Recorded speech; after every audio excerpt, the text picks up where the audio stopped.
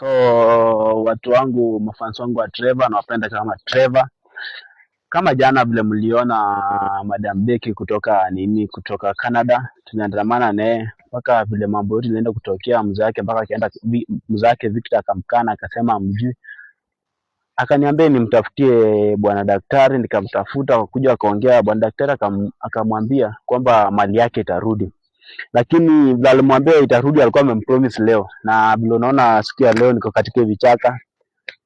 Tumekuja mpaka mali hapa, lakini wametukataza tusiweze kuingia na kamera huko ndani. Bwana daktari ameenda mwenyewe, so nadhani hii ndio itakuwa video ya mwisho ya Madam Becky kutoka Canada, juu wametukataza kabisa. Wametuambia hii video wanaenda kufanya wenyewe huko ndani peke yao, na kamera wametuambia tuweze kusimama hapa tuweze kuwasubiri, lakini sasa ajili ya mashughuli mingi nadhani hii video ya Madam Becky itaishia hapa. So mnisaidie muweze kusubscribe channel yangu na muandike any comment kama kuna nini. Tumeanzisha nini hapo community ya mafans wangu wenye wana subscribe. Kuna nini hapo nilipost, saa unaingia katika community una comment anything kenye unataka tuweze kufanya kama sisi community subscribers wangu. So kitu nataka nichukue kwanza hapo opportunity, nataka nisema hapa, nataka nishukuru mafans wangu wenye wamekuwa pamoja na mimi tangu mwanzo, tangu tuanze ile ya bwana Duncan kutoka Australia, tumekuja Madam Becky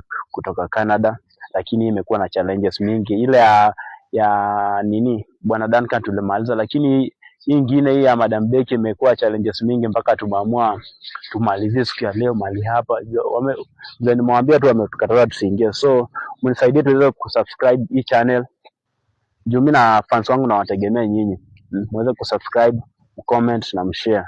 Kuna kitu tuko na project mahali, na nadhani maybe on next week tutakuwa tunaanza sasa, mkae update na muweze kunisaidia.